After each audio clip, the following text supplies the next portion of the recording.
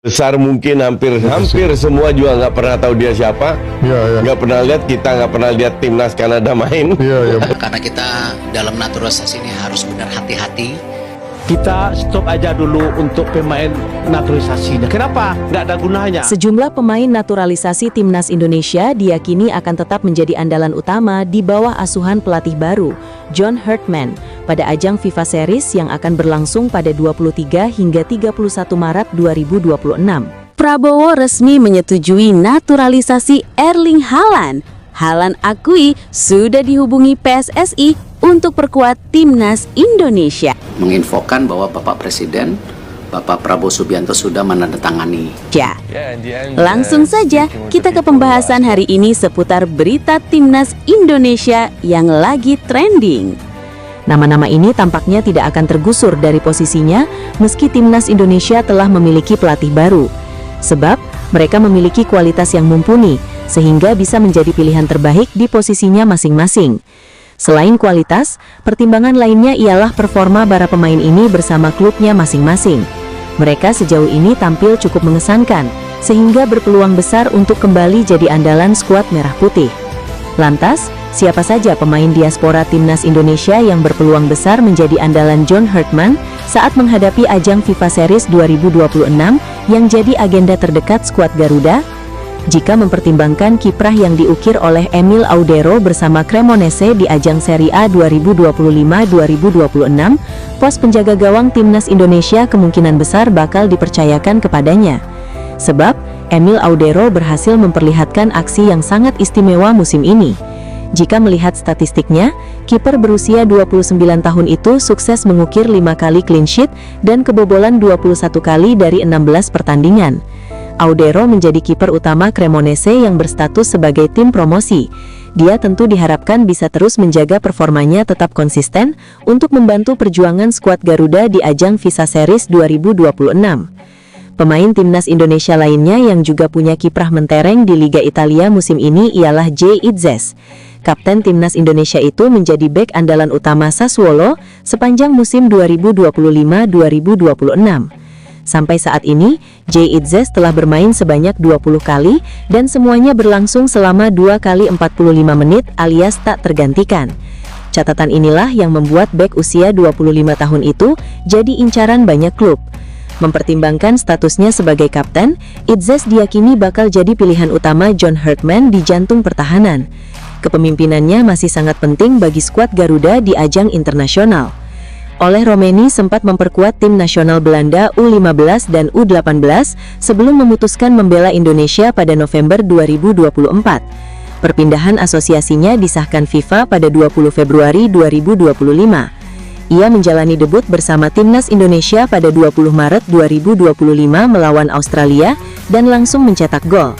Romeni kemudian mencetak gol penentu kemenangan 1-0 atas Bahrain dan China pada kualifikasi Piala Dunia 2026 zona Asia, serta terpilih sebagai Man of the Match dalam ketiga laga tersebut.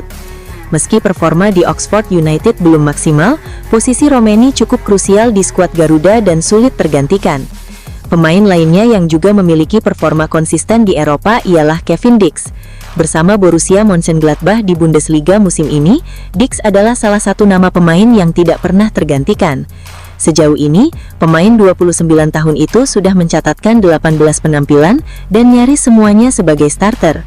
Kontribusinya juga cukup mengesankan, karena bisa menyumbang 3 gol untuk Gladbach. Bukan tidak mungkin, Dix akan menjadi salah satu pemain penting di area pertahanan timnas Indonesia. Hanya saja, belum bisa dipastikan di posisi mana ia akan bermain, mengingat melimpahnya stok bek tengah. Calvin Verdong juga mendapatkan tempat berkat fleksibilitasnya di lini belakang timnas Indonesia. Pemain yang bisa bermain sebagai fullback, bek tengah kiri dan gelandang tengah itu saat ini membela LOSC Lille di Liga Prancis. Pekerja keras, cepat, serba bisa dan punya tendangan sangat keras. Semua karakter itu dimiliki oleh seorang Calvin Verdong. Calvin Verdong pun dirasa sangat layak masuk ke daftar ini. Verdong selalu memiliki peran krusial di timnas Indonesia, entah itu sebagai bek kiri, bek tengah atau gelandang bertahan. Sama seperti Jay Itzes, Calvin Verdong juga mengalami perkembangan karir yang sangat luar biasa. Tidak heran jika Lille mau merekrut pemain yang memiliki darah Aceh ini di bursa transfer musim panas lalu. Semakin banyak pemain naturalisasi di timnas Indonesia yang merumput di BRI Super League musim 2025. Di awal musim, Dewa United menggait Rafael Struijk, Persija Jakarta merekrut Jordi Amat. Gebrakan disusul Bali United dengan mengamankan tanda tangan striker diaspora muda Jens Reven. Juara bertahan Persib Bandung tidak mau kalah, Eliano Reindenders dan Tom Hey. Mereka yang digait adalah nama-nama yang telah menghiasi skuad timnas Indonesia. Sebelum mereka, sudah ada pesepak bola berstatus naturalisasi pernah memperkuat timnas Indonesia, dan sampai saat ini masih eksis di BRI Super League. Keberadaan pemain naturalisasi masih dibutuhkan klubnya masing-masing. Yuk simak deretan pemain naturalisasi yang masih eksis di BRI Super League musim ini. Kita stop aja dulu untuk pemain naturalisasinya. Kenapa? Nggak ada gunanya. Years, find players that we can export to Europe, to those top leagues. Kita sedang menunggu surat-surat ya dari dua pemain ini. Timnas Indonesia berpeluang tampil dengan wajah yang benar-benar berbeda di FIFA Series 2026. Jepang ya. Karena pelatih Jepang juga nggak mahal, juga mungkin sesama Asia, ya selevel lah sama Hartmann ini. Bukan cuma soal strategi baru, tapi juga kemungkinan hadirnya 4 pemain naturalisasi sekaligus yang bisa membuat skuad Garuda tampil nyaris full power di turnamen resmi FIFA tersebut. FIFA Series 2026 akan digelar pada 23 hingga 31 Maret 2026 dan masuk kalender resmi FIFA. Artinya, ini bukan laga uji coba biasa. Setiap pertandingan berdampak langsung pada ranking dunia. Menang berarti lonjakan poin. Kalah bisa menjadi bumerang serius bagi posisi Indonesia. Di bawah kendali pelatih anyar John Hartmann, turnamen ini diproyeksikan menjadi panggung debut arah baru timnas Indonesia. Hartmann tak sekadar mengejar hasil, tetapi juga membentuk fondasi tim dengan kedalaman skuad yang lebih kuat dan kompetitif. Indonesia sendiri menjadi salah satu tuan rumah FIFA Series 2026 bersama negara-negara seperti Australia, Selandia Baru, Azerbaijan, Uzbekistan, hingga Rwanda. Format turnamen ini cukup unik, menggunakan sistem grup, namun setiap tim hanya memainkan 2 pertandingan, singkat, padat, dan penuh risiko. Hingga kini, FIFA memang belum mengumumkan lawan resmi timnas Indonesia. Namun, sejumlah nama mulai mencuat sebagai calon pesaing, mulai dari Saint Kitts and Nevis, Bulgaria, Kepulauan Solomon, hingga Yunani. Siapapun lawannya, Indonesia dipastikan membutuhkan komposisi skuad terbaik. 4 naturalisasi yang bisa mengubah wajah timnas. Salah satu isu paling panas jelang FIFA Series 2026 adalah potensi masuknya 4 pemain naturalisasi sekaligus. Jika seluruh proses berjalan mulus, Hartmann bisa langsung mendapat amunisi kelas berat. Ciro Alves, sayap lincah, produktif, dan berpengalaman. Nama Ciro Alves berada di barisan terdepan. Winger Malut United ini tengah menjalani proses naturalisasi dan punya latar belakang mentereng, termasuk pernah membela timnas Brazil U20. Musim ini, Ciro tampil konsisten dengan torehan 7 gol dan 2 assist dari 17 pertandingan. Kecepatan, kreativitas, dan naluri menyerangnya bisa menjadi senjata baru timnas Indonesia di sisi sayap. David Da Silva, jawaban krisis striker Garuda. Masih dari Malut United, David Da Silva masuk radar sebagai solusi realistis krisis penyerang tengah. Mantan bomber Persib Bandung ini sudah sangat paham atmosfer sepak bola Indonesia. Catatan 7 gol dan 3 assist musim ini menunjukkan bahwa insting golnya belum padam. Dalam laga internasional yang minim peluang, efektivitas seperti ini sangat berharga. Pascal Struijk, tembok Premier League untuk Garuda.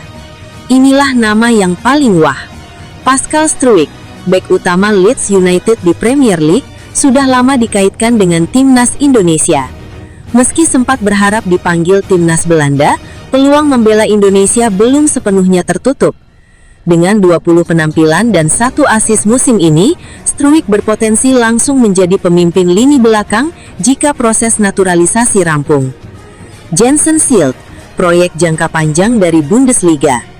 Nama terakhir adalah Jensen Silk, bek muda berusia 22 tahun yang kini bermain untuk Wolfsburg di Bundesliga dengan status pinjaman dari Sunderland. Meski masih muda, Silk sudah mencatat 10 penampilan di semua kompetisi.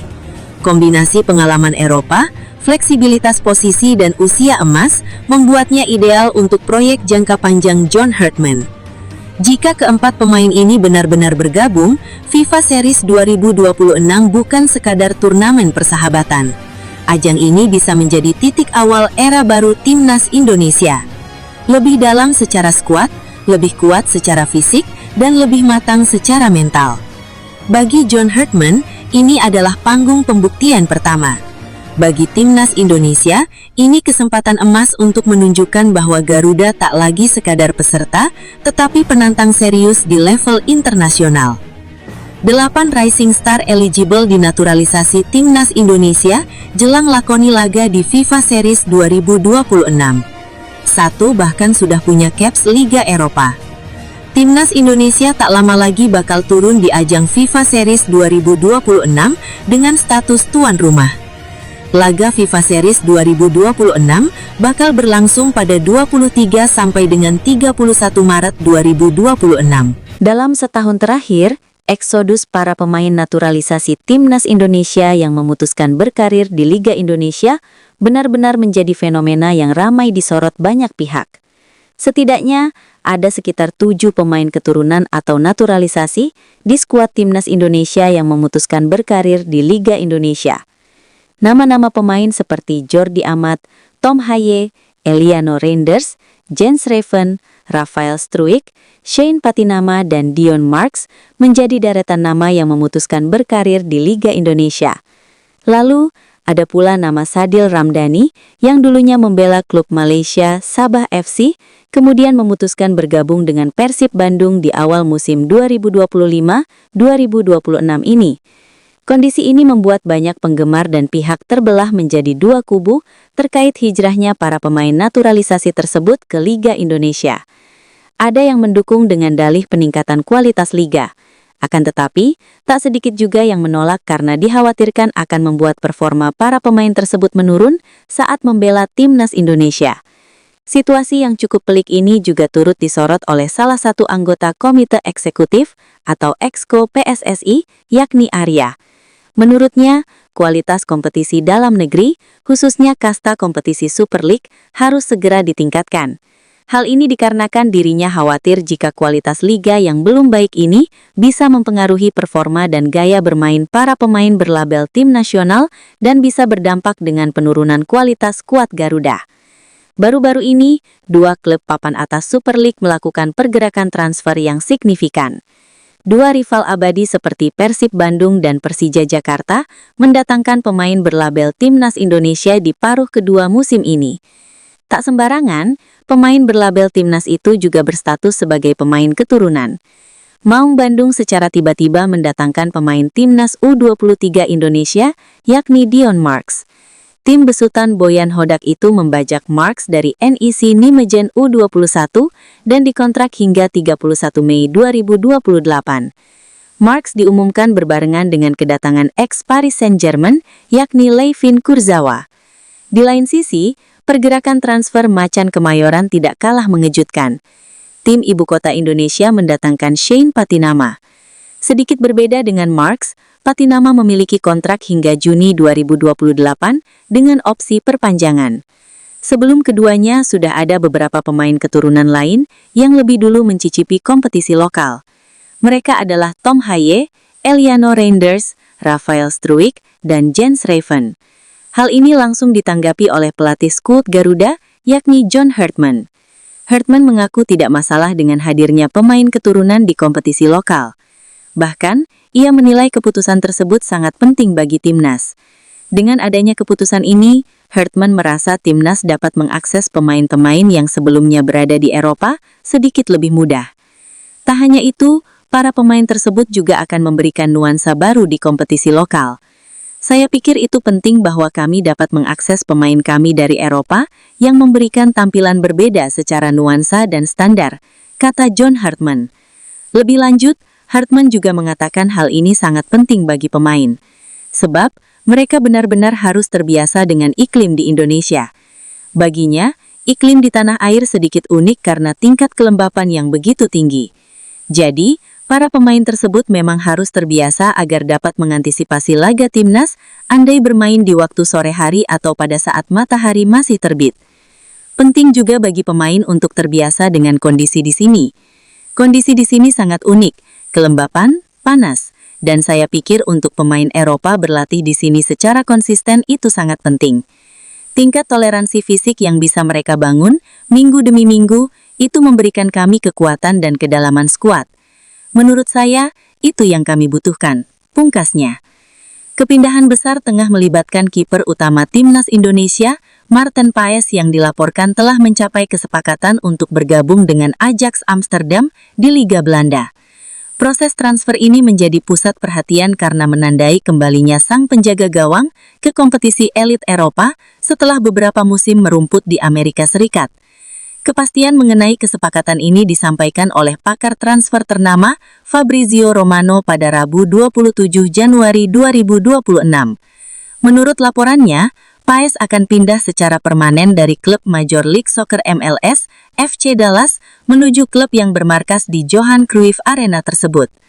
Proses perpindahan ini dikabarkan sudah memasuki tahap final setelah negosiasi yang intensif. Dalam keterangannya, Romano merinci detail kontrak yang akan mengikat pemain berusia 27 tahun tersebut untuk jangka waktu yang cukup panjang.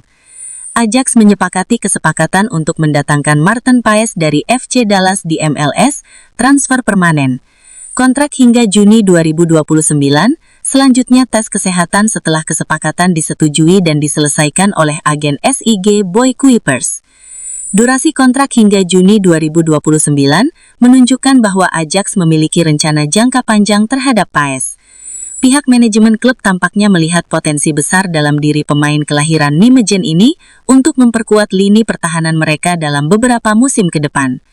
Sebelum isu perpindahan ini mencuat ke publik, Paes telah membuktikan kualitasnya sebagai kiper tangguh bersama FC Dallas selama 3,5 tahun. Ia tercatat sudah tampil dalam 128 pertandingan kompetitif di Liga Sepak Bola Amerika Serikat tersebut. Selama berseragam Dallas, ia berhasil membukukan total 25 clean sheet, sebuah catatan yang cukup impresif untuk ukuran kompetisi MLS yang sangat dinamis. Konsistensi inilah yang kemudian menarik minat pemandu bangkat Ajax untuk memulangkannya ke kompetisi kasta tertinggi negeri kincir angin tersebut. Menariknya, atmosfer Eredivisie Belanda bukanlah lingkungan yang asing bagi perjalanan karir Paes. Sebelum memutuskan hijrah ke Amerika pada awal tahun 2022, ia sudah memiliki rekam jejak yang solid di kompetisi domestik negeri kincir angin tersebut. Ia mengawali perjalanan profesionalnya bersama tim junior NEC Nijmegen hingga berhasil menembus tim utama pada awal musim 2016-2017. Selama 2 tahun di sana, ia terus mengasah kemampuan dasarnya sebagai penjaga gawang modern yang andal. Setelah itu, Paes memilih untuk bergabung dengan FC Utrecht pada awal musim 2018-2019 sebelum akhirnya terbang ke FC Dallas.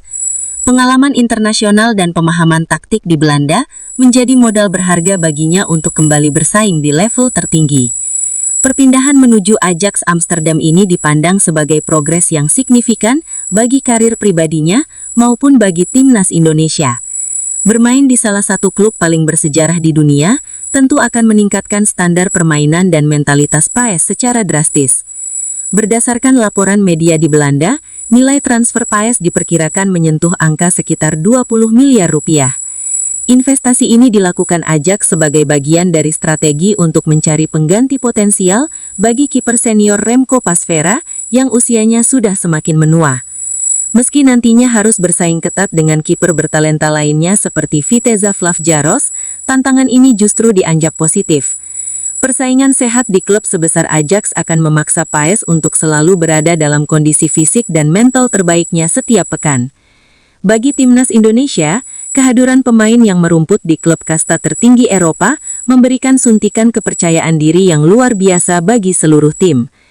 Di bawah kepemimpinan pelatih John Hartman, skuad Garuda membutuhkan sosok pemimpin di lini belakang yang terbiasa menghadapi tekanan besar. Sejauh ini, Paes telah mencatatkan 10 penampilan solid bersama timnas Indonesia dan menjadi salah satu pemain kunci yang diandalkan. Pengalaman yang ia serap di Ajax diharapkan dapat ditularkan kepada rekan-rekan setimnya untuk meningkatkan standar profesionalisme skuad. Kehadiran Paes di Ajax juga semakin memperkuat tren positif pemain diaspora di skuad nasional, mengikuti jejak pemain lain seperti Rafael Struijk dan Jordi Amat. Hal ini secara langsung meningkatkan daya saing timnas Indonesia, terutama dalam menyongsong agenda penting seperti FIFA Series Maret 2026. Jauh lebih dalam, prestasi Paes di level klub diharapkan menjadi katalisator bagi target besar Indonesia di Piala Asia 2027.